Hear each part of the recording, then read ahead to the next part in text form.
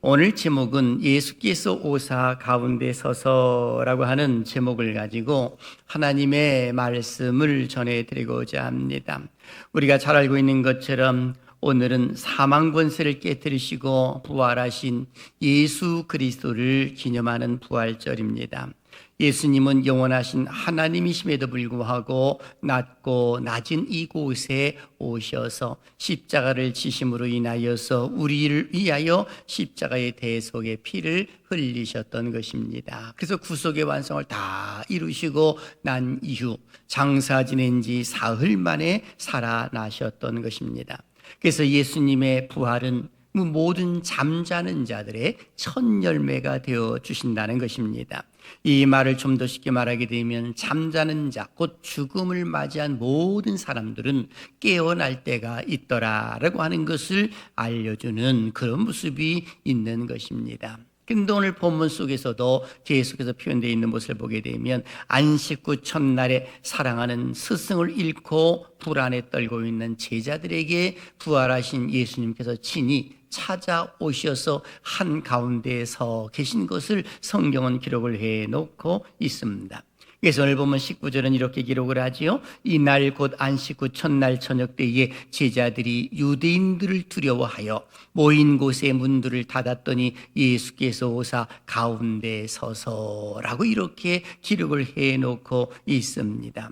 지금 예수님이 부활하셨다는 사실 제자들이 몰랐을까요? 제자들은 알고 있었습니다. 왜냐하면 제일 먼저 예수님의 부활을 목격한 여자들이 있었기 때문에 그렇습니다. 그 여자들이 예수님이 살아나셨습니다 라고 하는 것을 알려주었음에도 불구하고 제자들은 지금 무엇을 하고 있습니까? 유대인들을 두려워하여 모인 곳에 문을 닫았더니 라고 이렇게 기록을 해놓고 있습니다. 제자들은 다락방 깊숙한 곳에 모여 앉아서 무엇을 했느냐 했을 때에 문을 꼭 걸어 잠그고 불안하고 두려워 벌벌 떨고 있는 그런 모습들이 일어났습니다. 오늘 여기 성경에 문을 닫았다라고 이렇게 표현을 했습니다만은 2중 3중으로 겹겹이 문이란 문은 다 잠궜다라고 하는 표현이 이도한 것입니다. 그런데 정작 이 사람들의 모습은 자기들의 마음의 문이 닫혔다고 하는 것이 문제라고 말할 수가 있습니다. 마음의 쇠빗장을 걸어 잠그고 앉았으니 예수님의 부활에 대해서 믿지를 못하고 그리고 예수님께서 이제 살아나심으로 인하여서 시공을 초월하여 제자들 가운데 딱 서 계심에도 불구하고 이것을 깨닫지 못하는 그런 모습들이 일어났던 것입니다. 예수님께서 문을 부수고 들어오신 것도 아닙니다. 그렇다고 해서 문을 두드림으로 인하여서 제자들의 문을 열어주고 예수님이 오신 것도 아니었습니다. 시공을 초월한 주님께서는 어떻게 들어오셨는지 모릅니다만은 제자들 가운데 서 계셨음을 성경은 기록을 해놓고 있습니다. 그런데 제자들은 이 모습을 바라보고 그들은 영으로 생각을 했던 거죠. 누가복음 24장 37절을 보십시오. 같이 읽어볼까요? 시작. 그들이 놀라고 무서워하여 그 보는 것을 영으로 생각하는지라. 아멘. 여기서 좋게 말해서 영으로 생각하는지라 라고 이렇게 기록이 되어 있는 것이지 이 본래 이들이 바라보는 것은 영으로 볼 때는 귀신인가 라고 이렇게 생각을 했다는 것입니다. 그들은 깜짝 놀라는 것 아니겠습니까? 분명히 예수님은 죽었는데 어떻게 여기 와 있는가? 그러니 아마 영인지도 몰라 또는 귀신인지도 몰라 하면서 이들은 불안에 떨고 있는 그런 모습이 있었던 겁니다. 그런데 우리 주님은 이런 제자들에게 자기 자신의 손자국에 못자국을 손에 있는 못자국을 보여주고 그리고 옆구리에 창자국을 보여줌으로 인하여서 그들의 불안을 해소시켜주는 그런 모습이 일어난 것 아니겠습니까? 실제로 예수님께서 부활하셨다라고 하는 그 사실은 우리 기독교인들은 알고 있고 믿고 있습니다만은 세상에 많은 사람들은 어떻게 죽은 자가 살아납니까? 라고 하면서 믿지를 못하는 그런 모습이 있는 것 아니겠습니까? 그래서 기독교의 자랑은 뭐냐라고 말했을 때에 예수님이 부활하셨다라고 하는 겁니다. 그래서 우리 기독교의 자랑은 죽음, 그러니까는 무덤이 없다라고 하는 그 사실을 우리는 자부심을 가지고 우리는 신앙생활을 하는 그런 모습들이 일어나는 겁니다. 그래서 예수님께서 십자가에 달려 돌아가시는 그 순간 속에 놀라운 표징을 보여주셨잖아요. 지진이 났습니다. 무덤 문이 열렸습니다. 잠자는 자들이 몇 명 살아나는 기적의 역사가 일어났음을 성경은 기록을 해놓고 있습니다. 이 모습은 예수님께서 다시금 재림하실 때에 살아날 것이라는 그 사실도 미리 보여주시는 그런 모습 아니겠습니까? 그러니 예수님께서 살아나셨다라고 하는 그 사실은 역사적으로 입증이 되고 있고 그리고 증거되고 있는 겁니다. 그렇다면 부활하신 예수님께서 제자들을 찾아오셔서 가운데 서서 무엇을 그들에게 주셨을까라고 하는 겁니다. 오늘 성경을 보니까 세 가지를 주셨습니다. 첫째는 평안과 강건함을 그들에게 주셨습니다. 오늘 19절 하반절을 보니까 예수께서 또 이르시되 너희에게 평강이 있을지어다 라고 이렇게 말씀을 하셨습니다. 평강이라고 하는 것은 평안함과 강건함을 일컬어 말하는 것이거든요. 여기 평안이라고 말했을 때에는 에이레네라고 하는 인사법이에요. 히브리어로 말하게 되면 샬롬이라고 이런 표현이거든요. 그러니까 이런 샬롬을 이야기할 때에 이 인사법은 보편적인 인사법이에요. 그러니까는 유대인들에게 있어서는 그냥 보편적으로 만나면 샬롬이라고 이렇게 이제 인사를 하는 그런 모습입니다. 오늘날 우리나라로 표현하게 되면 안녕하십니까? 잘 주무셨습니까? 진지는 잡수셨습니까? 라고 하는 보편적인 인사법입니다. 그런데 예수님은 지금 이와 같은 인사하는 모습으로서의 이 사랑하는 제자들에게 샬롬이라고 이렇게 표현을 하셨던 것이죠. 그런데 우리 주님께서는 의례적으로 이렇게 평강을 이야기한 것이 결코 아님을 우리는 성경의 문맥을 통해서 알게 됩니다. 제자들이 불안에 떨고 있을 때에 오늘 본문 20절을 보십시오. 이 말씀을 하시고 손과 옆구리를 보시니 제자들이 주를 보고 기뻐하더라 라고 하면서 성경은 기록을 해놓고 있습니다. 즉 예수님은 귀신이 아니라는 겁니다. 직접 살아난 그 예수님이라는 그 사실을 그들에게 보여주면서 손과 옆구리를 보여주셨다라고 말씀하고 있습니다. 그러면서 예수님은 다시 한번 그 부활을 목격한 제자들에게 또 한 번의 이런 그 샬롬을 이야기합니다. 21절 보십시오. 예수께서 또 이르시되 너희에게 평강이 있을지어다. 그렇다면 여러분 보편적으로 우리가 인사를 할 때 한 번 인사하는 것으로 멈추지 두 번씩이나 이렇게 강조하고 또 계속 이야기한다고 한다면 상대방이 나를 업신여기는구나 라고 하면서 이 기분이 나쁠 수도 있는 겁니다. 좀 더 쉽게 말하게 되면 밤새 잘 주무셨습니까? 이것을 계속해서 묻는다고 한번 생각해 보십시오. 기분 나쁘지요. 내가 죽으라고 하는 이야기인가 라고 하면서 생각하는지도 모를 일입니다. 그런데 예수님께서는 다시금 똑같은 인사말을 연거푸 두 번 하시는 법이 없는데도 그렇게 하시는 겁니다. 그렇다면 우리 주님께서는 특별한 이유가 있어서 지금 샬롬이라고 이렇게 말씀하는 것이거든요. 제자들에게 평안함과 강건함을 주시고자 하시는 그 의도가 뭐냐라고 했을 때 그것은 제자들의 불안함과 두려움이 가슴속에 딱 있는 것에 대하여서 우리 주님께서 그걸 제거해 주시기를 원하셨더라라고 하는 겁니다. 그래서 이 자리에는 이 도마가 없었습니다. 8일 후에 다시금 제자들에게 나타나셨을 때에도 예수님이 하시는 말씀을 한번 보십시오. 요한복음 20장 26절 읽어볼까요? 시작. 여드레를 지나서 제자들이 다시 집안에 있을 때에 도마도 함께 있고 문들이 닫혔는데 예수께서 오사 가운데 서서 이르시되 너희에게 평강이 있을지어다 하시고 아멘. 여기서도 역시 똑같은 모습 가운데 8일 후에 문들이 걸어 잠긴 방 안입니다. 시공을 초월해서 또 주님께서는 가운데 서서 하면서 제자들에게 제일 먼저 하신 것이 뭐냐? 바로 평강이 있을지어다. 그렇다면 분명 예수님께서 주시는 그 평강은 유일적인 인사법이 아님을 분명히 알려주고 있는 겁니다.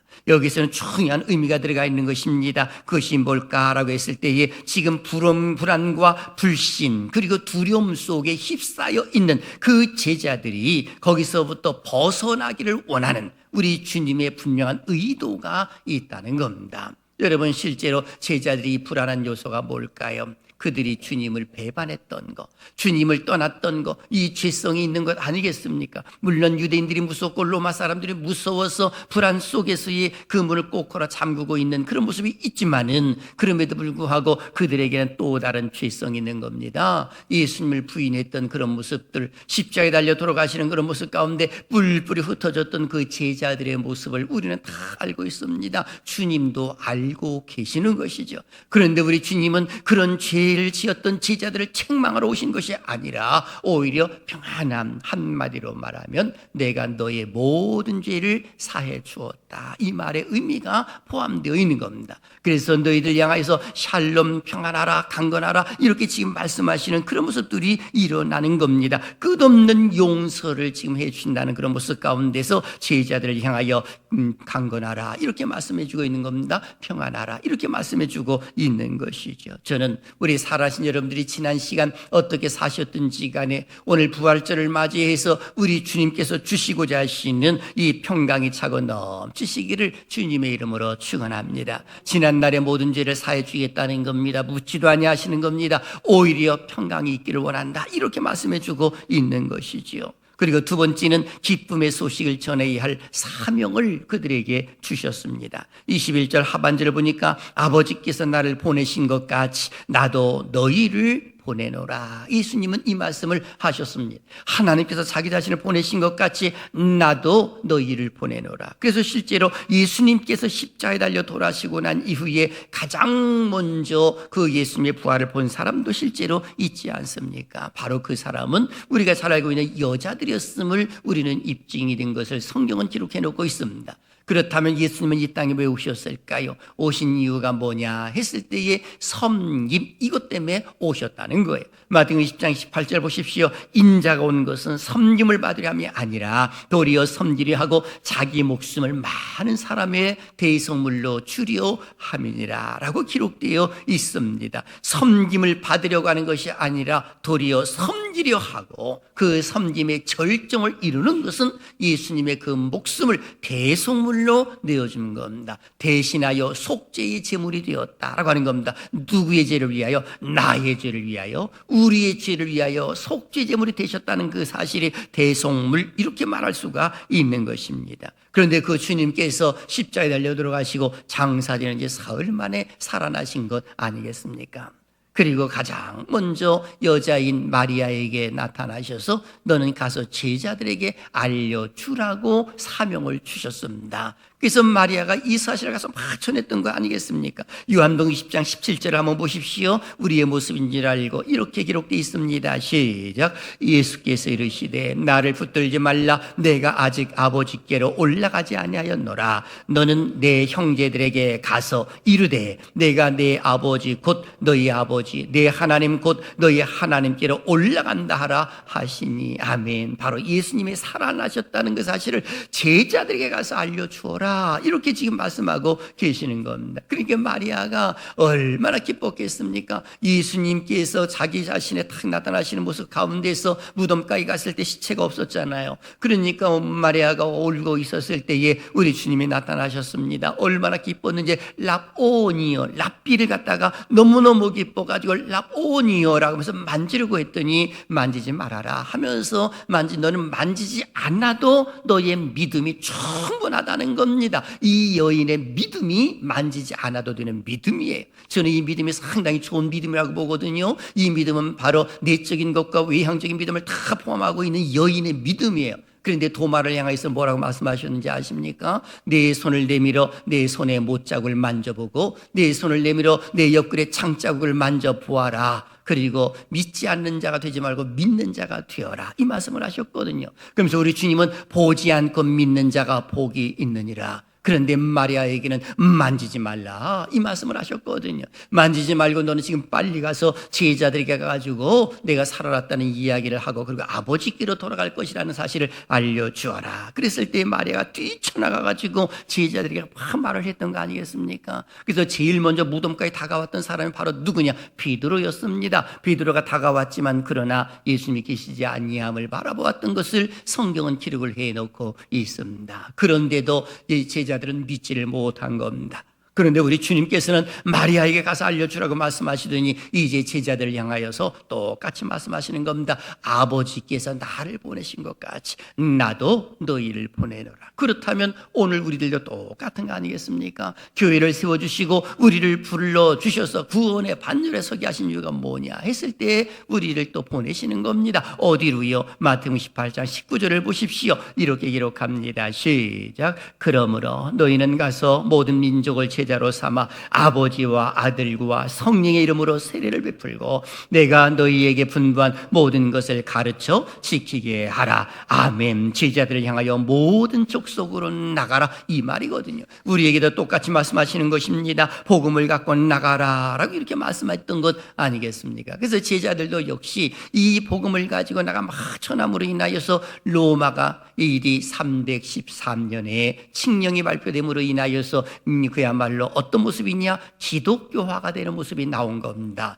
그 무서운 로마가 어떻게 이 기독교 국가가 될 수가 있었겠습니까? 바로 복음을 전했던 제자들의 그 모습 때문에 그러하더라라고 하는 겁니다. 지금도 똑같이요. 교회가 제 기능을 발휘하는 것이 중요하다라고 하는 것을 알려주고 있고요. 세 번째는 성령의 능력을 허락해 주셨습니다. 오늘 22절을 한번 보십시오. 다 같이요. 시작. 이 말씀을 하시고 그들을 향하사 숨을 내쉬며 이르시되 성령을 받으라. 아멘. 여기 보니까 부활하신 예수님은 제자들에게 평강을 주셨고 그리고 그들에게 사명을 주셨고 그리고 그 다음에 일을 감당할 수 있도록 무엇을 주셨느냐? 성령을 받으라 하시면서 성령의 능력을 그들에게 주기를 원하셨던 겁니다. 그래서 예수님은 복음 전도와 그 성령을 연결시켜주고 계시는 겁니다. 그래서 여기 보니까 저희를 향하여 숨을 내쉬며 이르시되 성령을 받으라. 이 숨을 내쉰다라고 하는 말은 이 원어를 보게 되면 엠프소라고 이렇게 되어 있습니다. 숨을 불어 넣는다는 겁니다. 이 말은 성령을 받으라고 말씀하신 것만이 아니라 성령을 영접하라라고 하는 의미가 들어가 있는 겁니다. 그래서 성령은 거룩한 영이요 능력의 영이요 또 진리의 영이시기도 한 것입니다. 그래서 제자들을 향하여 성령을 받으라 하시면서 이야기를 하신 거죠. 이 엠프소라고 말했을 때는 성경에 총 3번이 기록이 되어 있습니다. 오늘 본문 속에서 예수님께서 제자들을 향하여 성령을 받으라라고 하시면서 한 번 말씀을 하셨고 구약 성경에는 2번이 기록이 되어 있는데 우리가 잘 알고 있는 것처럼 창세기 2장 7절 여호와 하나님의 땅에 흙으로 사람을 지으시고 생기를 그 코에 불어넣으시니 사람이 생명이 되니라 라고 기록이 되어 있습니다. 생기를 흙으로 사람을 탁 만들고 난 이후에 하나님이 호흡으로 확 집어넣으니까 사람이 생명이 되었다, 살아있는 영이 되었다라고 하는 그 사실을 알려주고 있는 겁니다. 그리고 또 한 번 사용된 것이 있는데 에스겔 골짜기에 있는 수많은 시체들, 그 시체들이 근육이 붙고 그리고 이제는 다 누워있는 그런 모습 가운데 생기야 불어라 하는 모습이 나오거든요. 에스겔 37장 9절에 또 내게 이르시되 인자야 너는 생기를 향하여 태어나라. 생기에게 태어나여 이르기를 주 여호와께서 이같이 말씀하시기를 생기야 사방에서부터 와서 이 죽음을 당한 자에게 불어서 살아나게 하라 하셨다 하라 했을 때에 인자가 그대로 순종을 하면서 생기야 불어라 하며 큰 군대를 이루는 그런 모습이 있었음을 성경은 기록을 해놓고 있습니다. 이 말의 의미는 지금도 우리가 사명을 감당해내기를 원한다면, 주님의 일을 성실히 감당하기를 원한다면 내 힘 가지고 되지 아니한다라는 그 사실을 알려주고 있는 겁니다. 성령의 능력으로만이 복음을 전할 수가 있고 우리가 하나님이 기뻐하시는 그 일들을 이루어낼 수 있다는 그 사실을 알려주고 있는 겁니다. 그렇습니다. 오늘 하나님께서는 우리를 부르셨습니다. 성령의 능력을 주시기를 또 기뻐하시는 우리 주님께서는 이 성령 받은 자가 이제는 하나님께서 기뻐하시는 복음을 전할 수 있게 되는 거죠. 그래서 성령은 연약한 자를 강하게 만들고요, 슬픈 자를 기쁘게 하고요, 냉혈적인 사람을 뜨겁게 만들어주기도 하고 무식한 사람들을 지혜롭게 만들기도 하는 것입니다. 믿으시기를 바랍니다. 교만한 사람을 겸손하게 만듭니다. 비겁하게 도망갔던 반역자들을, 제자들을 다시금 제자리로 돌려놓으심으로 인하여서 담대하게 복음을 전하도록 만드시는 성령의 능력이 있는 겁니다. 그렇다면 오늘 우리들도 똑같은 거 아니겠습니까? 오늘 우리에게 주어진 사명도 역시 있다는 겁니다. 우리에게 주어진 사명이 뭘까요? 좀 전에 다 나와 있는 말씀입니다. 그것은 복음을 전하는 사명이지요. 예수님께서도 공생의 삶을 사실 때 그냥 살지 아니하셨습니다. 쉴 틈이 없이 이곳저곳을 다니면서 마을 다니며 복음을 전하셨잖아요. 그래서 성경이 이렇게 기록을 합니다. 마가복음 1장 38절요. 시작. 이르시되 우리가 다른 가까운 마을들로 가자. 거기서도 전도하리니 내가 이를 위하여 왔노라 하시고. 아멘. 예수님이 이 땅에 오신 것도 복음 전하기 위하여 오셨음을 알려주고 있는 겁니다. 그런 거로 오늘 교회에서 할 일이 뭐냐? 새생명 축제에 너 날 것 없이 모든 사람들이 동참하는 것이 옳다라고 하는 겁니다. 그래서 우리 주님께서 그 일을 행하셨기 때문에 그런 거죠. 우리는 잘못 오해하게 되면 이 정도면 되었지, 뭘 내가 이제 이 정도 믿었고 내가 이 정도 주님을 위해서 일을 했으면 됐지, 무슨 또 복음을 전하고 내가 희생한단 말인가 라고 하는 사람들도 가끔은 있어요. 아니에요. 그런데요, 복음은 놀라운 겁니다. 주면 그 주는 것이 다시금 다 내게로 돌아오는 거예요. 그래서 성경 속에서 보게 되면 누가복음 6장 38절에 주라 그리하면 너희에게 줄 것이니 곧 후이되어 누르고 흔들어 넘치도록 하여 너희에게 안겨주리라. 너희가 헤아리는 그 헤아림으로 너희도 헤아림을 도로 받을 것이니라 라고 이렇게 기록이 되어 있는 겁니다. 나의 것을 주게 되면 이것이 내가 손에 드는 것 같지만 다시금 다 돌아올 수 있다는 그 사실을 우리에게 알려주고 있는 겁니다. 만일에 교회가 지나치게 안락하고 저마다 안전제일주의를 지향을 하면서 자아도취에 빠져 있다면 여러분 과연 어떻게 되겠습니까? 이 물속에 빠져 있는 사람이 죽어가고 있는데 내 옷에 물이 튈까봐, 그리고 내 옷이 젖을까봐 뒷걸음치고 있다고 한다면 그 사람의 생명은 과연 누가 이 살린단 말입니까? 그렇게 하게 되면 한 세대가 지나면 교회가 어떻게 될 것인가를 여러분 우리는 생각해 보면 끔찍한 일이 일어날 수밖에 없는 겁니다. 그래서 하나님의 사랑을 받기 위하여, 즉 하나님께서 이 갑옷 되기지 아니하도록 우리는 이 나라 이 민족을 위해서 기도해야 되고요, 그리고 이 지역에서도 복음 전하는 일에 최선을 다해야 될 줄로 믿습니다. 우리 하나님 기뻐하실 줄로 믿습니다. 그래서 마태복음 28장 20절도 기억하잖아요. 너희는 가서 모든 민족을 제자로 삼아 아버지와 아들과 성령의 이름으로 세례를 베풀라라고 강조를 해주고 있는 것입니다. 그래서 이 사명 잘 감당해내기를 원하여서 우리는 오늘 이 성만찬식도 거행을 하는 겁니다. 하나님의 말씀을 들었습니까? 이제 하나님의 말씀을 직접 먹고 그리고 마실 수 있는 것이 바로 성찬식입니다. 하나님 말씀을 직접 대한다고 하는 어마어마한 하나님의 복이 있는 것. 그래서 고린도서 11장 26절은 이렇게 기록합니다. 너희가 이 떡을 먹으며 이 잔을 마실 때마다 주의 죽으심을 그가 오실 때까지 전하는 것이니라 라고 기록되어 있는 겁니다. 부활의 아침에 예수 그리스도의 그 구속의 은혜를 다시 한번 가슴에 담고, 그리고 예수 그리스도의 크신 사랑하심 속에서 사망 권세를 깨뜨리신 주 예수님의 부활의 능력이 사랑하신 여러분들의 가정 속에 그대로 함께 하시기를 주님의 이름으로 축원합니다.